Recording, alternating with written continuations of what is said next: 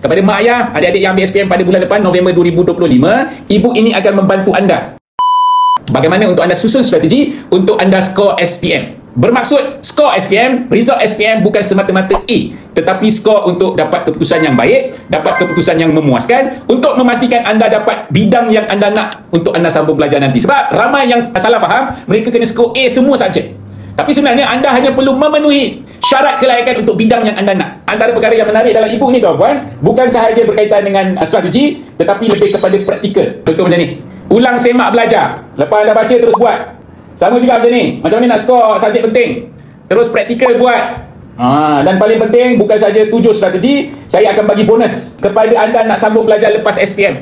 Saya share kepada anda pengetahuan, maklumat tentang macam mana anda nak sambung belajar ke peringkat yang seterusnya. Kalau asasi berapa lama, kalau STPM macam mana, diploma macam mana. E-book ni ada 7 strategi. Strategi yang pertama adalah realiti sebenar SPM dan masa depan. Mindset pelajar skor A, kenapa pelajar gagal dan macam mana nak comeback dalam 1 bulan. Strategi keempat, study smart versus study hard. Strategi yang kelima, time management, teknik skor subjek wajib untuk strategi nombor 6. Yang paling penting adalah roadmap 30 hari persediaan SPM.